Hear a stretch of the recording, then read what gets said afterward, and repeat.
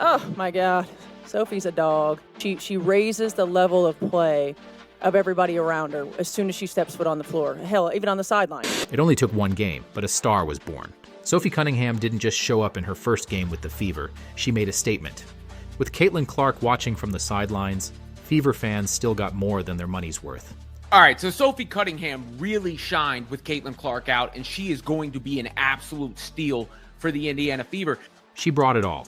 Grit, defense, swagger, buckets, hustle, attitude, leadership, and she didn't just fill a role, she owned it. The crowd felt it, her teammates felt it, and yeah, the haters felt it too. And the thing is, this is just a glimpse. But if the early signs are any clue, she's about to become every Fever fan's favorite, and every opposing fan base's nightmare. The analysts have been hinting at it, and now we've seen the proof. This was an underrated acquisition by the Fever. And you can tell because her opponents have already targeted her, and the haters are already chirping. Cheering on violence against this basketball player. She's under their skin, and the season hasn't begun. Let's get into what happened on the court, the rough stuff, and why Sophie might be the Fever's X factor and the best possible teammate to help Caitlin Clark thrive. But first, drop a fire emoji in the comments if you're impressed by Sophie so far, and subscribe for more Fever updates. I am really excited, and I didn't come here for the spotlight. I didn't come here to have more eyes. I came here to win. Sophie Cunningham was brought in with a reputation for her toughness, her three-point sniping, and her unapologetic edge. But it didn't take long for Fever fans to fall in love with her. Sure, part of it was when she joked she'd be the Sabrina Carpenter to Caitlin Clark's Taylor Swift. Earlier this month that you'd be the Sabrina Carpenter to Caitlin's Taylor Swift. That was a joke, but I guess people really took that seriously. People love it. But what fans really took a liking to was how ride or die she was for Caitlin from day one. I mean, you know, she has changed our game in the best possible way in every way. And so just to be alongside of her and maybe relieve the pressure, being able to shoot and spread the court for her to go do her thing. In a league where many players were slow to embrace the Clark effect, or outright hostile, Sophie was loud, proud, and protective. That energy matters, and it's going to matter even more this season. And that's exactly why so many fans believe Sophie is going to be Caitlin's protector this year. The kind of tough, no-nonsense teammate she desperately needed last season. Carter, her jumper is good. Kennedy Carter now with 12 points off the bench. Because let's be real, Caitlin took cheap shots, hard fouls, and way too many welcome to the league moments with little backup. Where's Caitlin Clark's teammates? I'd be pissed at my teammates that nobody came to my defense. Of course, Caitlin toughened up last season. She had no choice. But let's be honest, you can't have opposing players taking free shots at your franchise star. In every major sport, elite players are protected. There's always someone there to set the tone, to send a message. Now, Caitlin's got Sophie, someone who's not just ready to hit threes, but ready to hit back by getting in faces and shutting down nonsense. It's a new era in Indiana, and Sophie Cunningham might be the muscle behind the movement. She brings the edge this team was missing. Just wait until you see the highlights in a minute. But here's the thing. While most people are hyped about Sophie's enforcer potential, what a lot of folks are missing is her full ceiling. Because this wasn't just a toughness acquisition, it was a basketball one.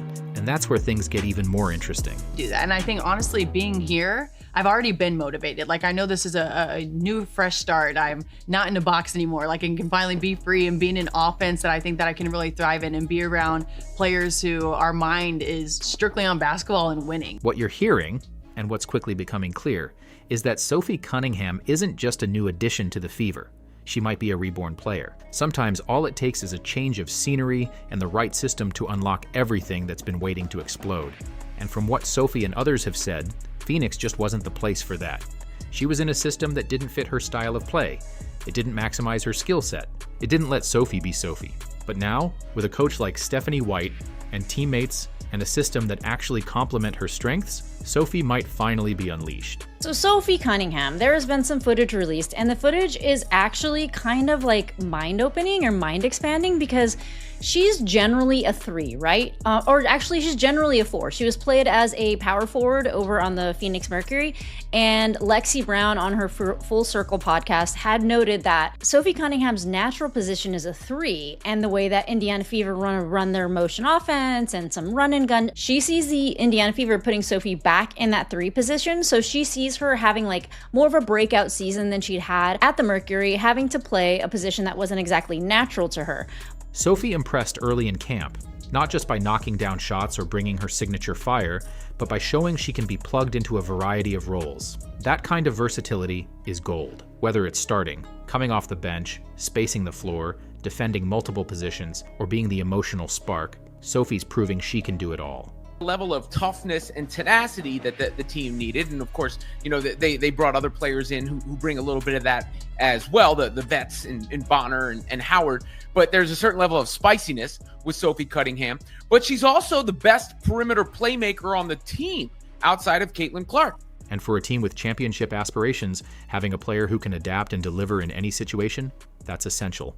But let's go back to this comment for a second. When I tell you it's a good fresh breath of air, it is. And so you guys will see. She said that a few times this offseason, that Indiana just feels right. After everything that went down in Phoenix, you have to imagine she needed a fresh start. It goes beyond just systems and X's and O's. It's about culture.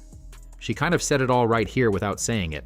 And be around players who our mind is strictly on basketball and winning. Last season, there were rumblings that Sophie Cunningham and her then teammate Natasha Cloud had a falling out. The reason? Politics. Cloud didn't keep it quiet either. She went full TikTok rant mode, airing out the fact that she and, who is believed to be Sophie, didn't see eye to eye on a number of issues. I try to have open dialogue. I try to have hard dialogue with her, but my life depends on it. And if that don't matter to you, you can't tell someone you love them and then vote against their life. Period. Let's just say it wasn't your average locker room disagreement. This was likely a vibe killer, and in a team sport like basketball, locker room vibes matter. You hear it all the time with the Fever and their mission to protect the locker room. So, it's not hard to imagine Sophie feeling like Phoenix wasn't just the wrong fit on the court. It may not have been the right fit off the court either. Add it all up, the new scenery, the better system, the fresh start, and there was every reason to believe that Sophie Cunningham was going to be more than just depth for the Fever.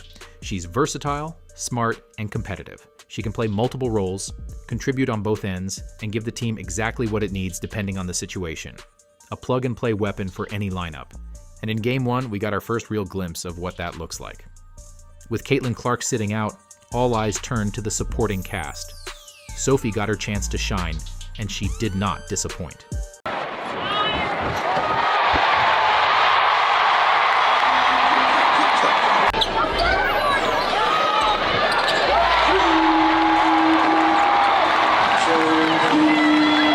Sophie had a phenomenal game. She carried the offensive load, helped them force overtime, and helped seal the win. With Caitlin out, someone had to step up, and Sophie answered the call like a seasoned vet. She dropped 21 points and grabbed 8 boards, which is a strong stat line on its own, but the eye test told you even more. She was the best player on the court, hands down. She was moving without the ball, finding space, and finishing plays off great passes from her teammates. That chemistry? It's already clicking, and that's exactly what the Fever need to go deep this season.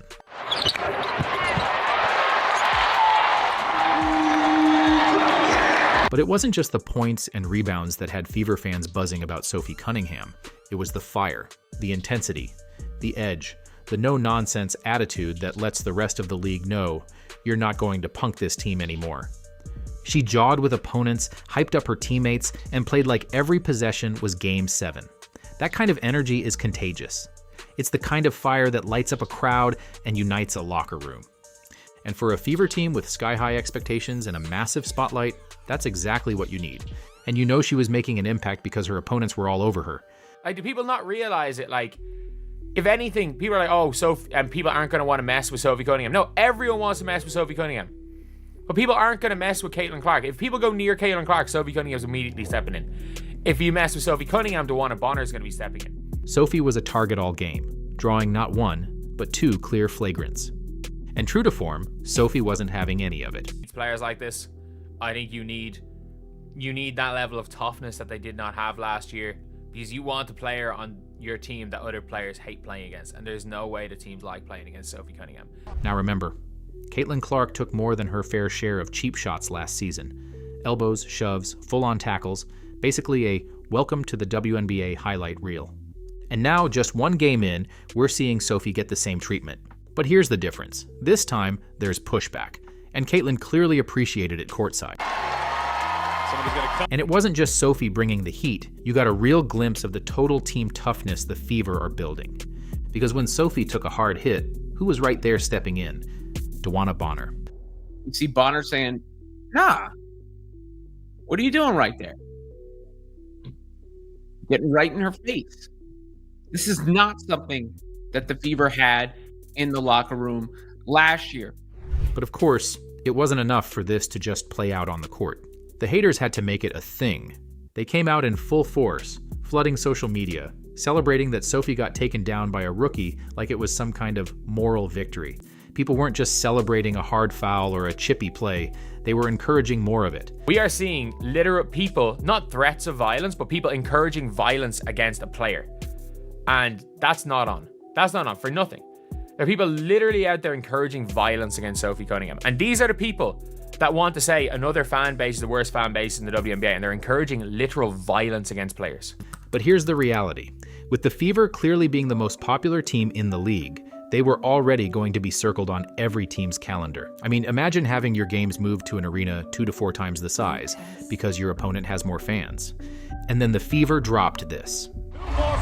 Now you know. We're not here for the moment. We're here for the takeover. The moment you tell the league you're here to take over, every team in the league now has a personal vendetta.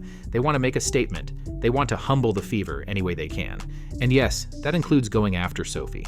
That's exactly why her role is so important. She's the one who will take the hits. She'll be the magnet for the cheap shots. She'll draw the fire, and she'll make it crystal clear that if you mess with Caitlin, there's a price to pay. It's not just defense, it's deterrence. And based on everything we've seen from her this preseason, she's more than ready. In fact, it looks like she enjoys it. There was a stretch where you had a number of key plays and scored a lot, and the crowd really started noticing you more and responding to you. And you also reacted back to them. Do you enjoy that interaction with the crowd?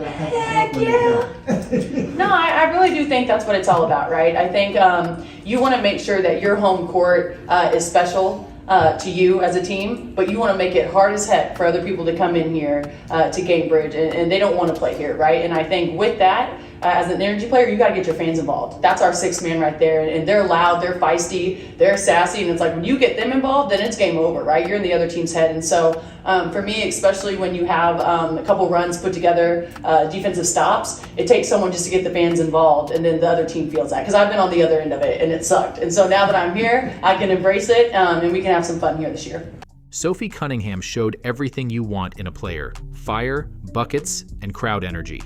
She's already a fan favorite, and the fact that she delivered like that in preseason says a lot. She's ready when her number's called, and that kind of depth is what separates good teams from great ones. She might just end up being the Fever's most underrated signing, and the X factor that allows Caitlin Clark and the Fever to do what they intend to do: take over the WNBA. She's definitely an X factor.